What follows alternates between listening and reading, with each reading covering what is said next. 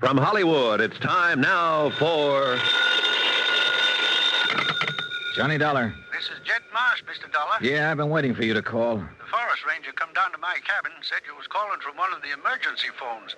Figured it must be kind of important to It you. is, Jed. I'm at the fire patrol phone a mile below Primrose Camp, the Summit Road. Can you meet me here? This time of night, 4 mile across the ridge on foot? Well, you're a woodsman, aren't you? That's what you told me this afternoon. Well, I didn't figure... I just met the Bardells. You're a longtime friend of theirs, aren't you? Something wrong at Pop's place? I think there's something badly wrong. He and his wife are scared half to death for some reason. I haven't seen the daughter, and Pop and his wife have each told me a different story about her. That don't sound like them at all. Well, they're obviously under some kind of pressure. That so-called nephew seems to be running the show. I told you, Pop ain't got no nephew. He has now, Jed. You got any idea what's behind it, Mr. Dollar? Yes. I think it's tied in with a $100,000 payroll robbery, that wrecked car we found this afternoon, 3 murders, and you'd better meet me up here as soon as you can.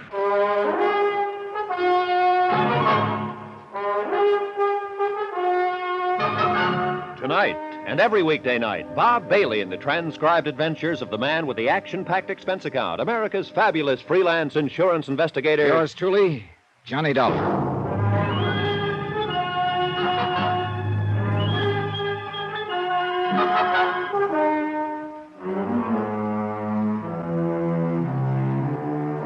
From Special Investigator Johnny Dollar, location Primrose Camp, Arizona, to the Home Office, Mid-States Industrial Insurance Company, Hartford, Connecticut.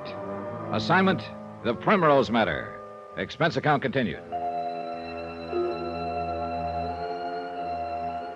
Jed Marsh, an old-time prospector, was a good friend of the Bardells, operators of the lonely tourist camp on a dead-end road high up in the Santa Rita Mountains. And I counted on that friendship to sway him. It did. He finally agreed to come. I hung up the ranger patrol phone and sat down on a flat pine stump to wait for him. And I hoped it wouldn't be too long a wait. The night wind sang in the high branches overhead, and their shadows in the moonlight formed strange, moving patterns of silver and black. It wasn't a good night for a jumpy imagination. I started to reach for a cigarette and matches. Get your hands up! He was behind me, and I couldn't see him, but I knew the voice. It was Pop Bardell's mysterious nephew. Get him up, move! You're up late. So are you. Now, just keep him there now. We'll see if you got it. Uh-huh. I figured you'd be packing a rod. Self-protection. I understand there are a lot of snakes around here. Maybe you understand too much, Dollar. I suppose you followed me from the camp. You're a good supposer. Now, what's the game? Well, I'm a bird watcher, and I specialize in observing the quaint habits of the night-flying titmouse. I want jokes. I'll tell you I want jokes. I guess I misunderstood you. Get up. Get up. You're not hurt. I appreciate you telling me. I asked you a question, Dollar. Oh, yeah. Yeah, the game. You heard that phone conversation, didn't you? I heard it. And you know Who's about the guy you talked to? A friend of mine. An old prospector named Jed Marsh. I heard that. Why'd you get in touch with him? Well, now, he specializes in night-blooming uranium, so I thought we might combine our hobbies. Ow. Now, how much of this does it take to wise you up? Well, I think that one just might have done it. Why'd you want him to meet you here? I thought he might be useful. For what? For pointing out the roosting places of the night flying. All right, take it easy. Slap me once more with that rod, and I may get mad. You're scaring me to death. There are worse ways to go. Dollar. Them smart cracks are going to get you nothing but stitches. Stitches are what they're supposed to keep you Just on. keep asking. Relax. You know, I think I finally got you tagged. Now, what do you mean, tagged? You're not Pop Bardell's nephew, and you don't come from Tulsa. Am I right so far? You're doing the talking. I think you came originally from Chicago or New York. But recently, you've just come west from Kansas City. You a cop, Dollar? No. And how come you... I've been trying to place you ever since I saw you this afternoon. Thinking back over police bulletins I've seen, mugshots, descriptions. Yeah. You're Spade Keller, aren't you? Go on, this is your story. You used to work with the Karzati mob. Then you went out of circulation for 3 years as a guest of the state. And when you got out, you apparently hooked up with Chipper Nitzen and his gang. So you are a cop. Well, mister... I'm somebody who found that stolen car you ran off the cliff and tried to hide under a rock slide. If you found it, you must have been looking for it. I was looking for $100,000, that Kansas City payroll. The one you boys killed a couple of bank guards to get your hands on, remember? I'm just listening. Then, of course, you killed a state trooper down there at the highway when you crashed a roadblock. That's 3 murders, Spade. And nobody left now to pay for them, but just you and the Jipper. You know, they got to catch us first. Oh, they will. Or kill you trying to. If the cops don't do no better than you did, Hey, Dollar. The cops know about that car? Which car's that, Spade? You know which car, the one we buried in the rock slide. There's the ranger phone. Call him up and ask him. Maybe they'll be happy. Oh! You just keep it up, Dollar. This gun will still be in good shape when your head's got holes in it. I think maybe it's already happened. Now, what about it? You told the police about that car? You followed me, didn't you? You know I only made one call. Yeah, but you might have called them earlier. Wouldn't that be kind of crazy? Then they'd get the $100,000. You mean you... So that's the game, huh? You and this pal of yours were figuring to knock us over and hijack that payroll for yourselves. I didn't say that. I figured you for a phony the minute you drove into the station this afternoon. That's why I had Bardell give you a cabin when you came back, and that's why I took a wheel off your car tonight. So I could have you or I could keep my good eye on you. See what you were up to. And now you think you know? Sure. You got a hunch we'd be holed up in here somewhere after we broke through that roadblock on the Nogales Highway. So you come up to snoop around and try to get your hands on that $100,000. Spade, you're a real smart boy. You found the car and then you tagged me. So you figured Primrose Camp for the hideout. How did the Bardells figure in it, Spade? And you sneaked down here tonight and phoned your pal, wanted him to come over to the camp and help you. Help you what, Dollar? You don't know where Jipper is, and you don't know where the money is. And what were you planning to do? I thought we might ask you. Yeah, I'll bet you did. Only it didn't work. No, it didn't work. Well, now there's nothing to do but just sit here and wait for your pal to show. And to make sure you wait. Try it! So I waited quietly. Being somewhat unconscious, there wasn't much else I could do. I'd been trying to stall Spade until Jed Marsh arrived, hoping to tip Jed off in some way before he walked into the trap. But I'd been outfoxed, outmaneuvered, and finally just plain out. For how long, I don't know. But it was too long to do Jed any good. When I came to, he was already in the parlor, and the spider had pounced. What do you mean, get my hands up? You heard me, didn't you? You're done right, I heard you, but You ain't Mr. Dollar. What's going on here? Who the devil are you, anyhow? How'd you like a bullet right over your belt buckle? Now, you look here. Easy, Jed. Better do what he says. Mr. Dollar, what happened to you? The same thing that's going to happen to you if you don't get your hands up. What are you worried about, Spade? He's not even packing a gun. I suppose I make sure of that, huh? You're gall darn lucky I ain't got no gun, you shifty-eyed little sidewinder. Shut up. If I had one, I'd fill you so gall dang full of holes they would... You shoot!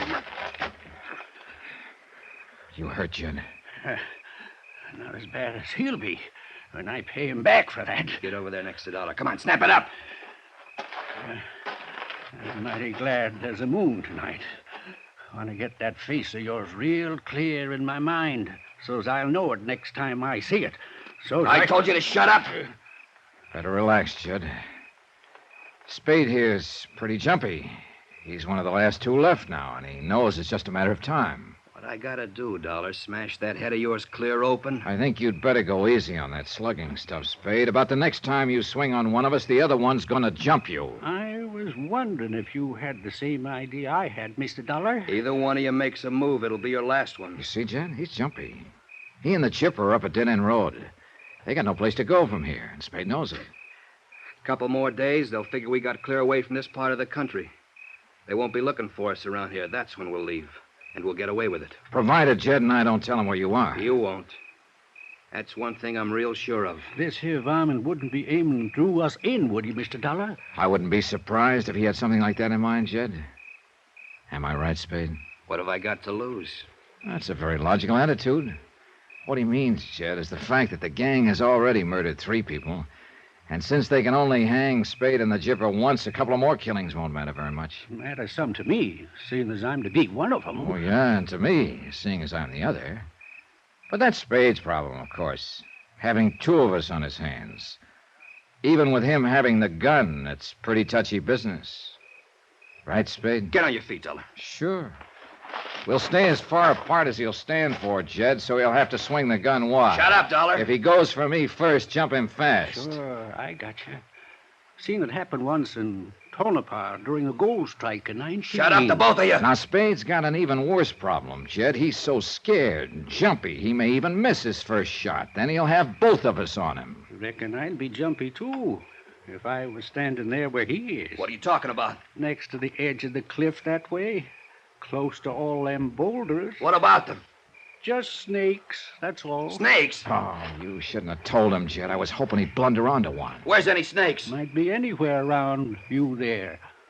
Along before sunup, when it starts getting chilly, they crawl in around the rocks to get warm. You city fellas ought to have a nurse to keep it. Hey, wait a minute. I wouldn't move around much if I was you. Not without a flashlight. I haven't got a flashlight. Well, I have, right here in my pocket. Now, if I... Hold it! Keep your hands up. I seen that trick pulled before. You throw the light in my eyes to give Dollar a chance to jump me. My, you got a real suspicious nature, Spade. Snakes. There's probably no snakes within 10 miles. What's that? Look out, Spade. Where? The other way. It's right there by your foot. Move back. Let me get the flash. I can't see what I'm... Not that way, Spade. You're going to step on it. No! Back, jump back. Which way? Look out, the cliff. You're going over the edge.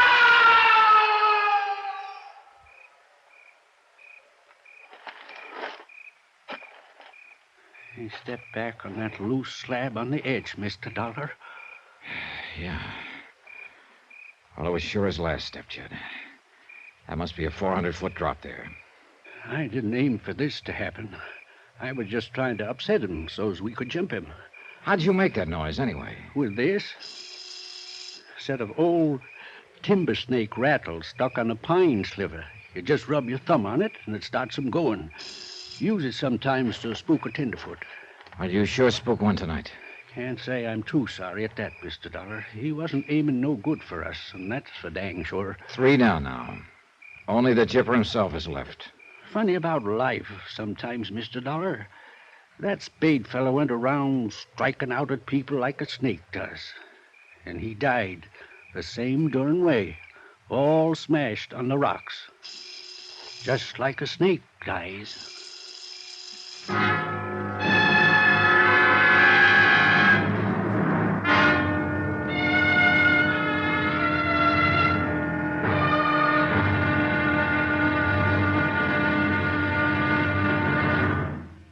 Now, here's our star to tell you about the final episode of this week's story.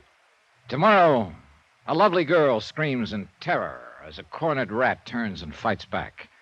Fights the way a rat fights. Join us, won't you? Yours truly, Johnny Dollar.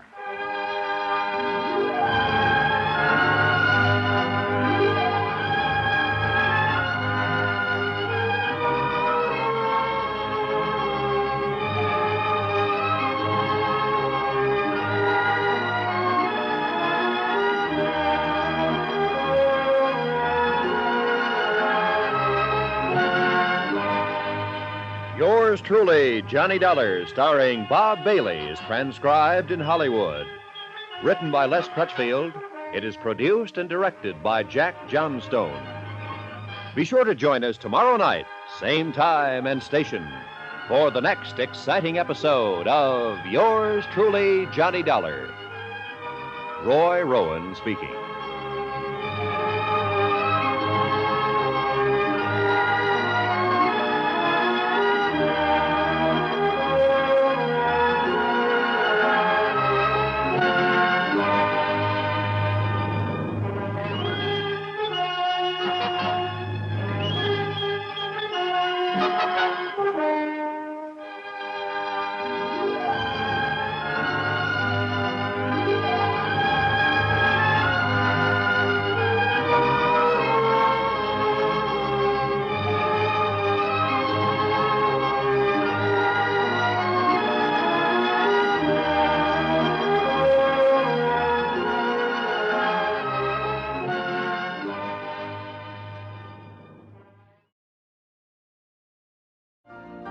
You've been listening to the OTR Gold Network. Find more classic radio at otrgold.com.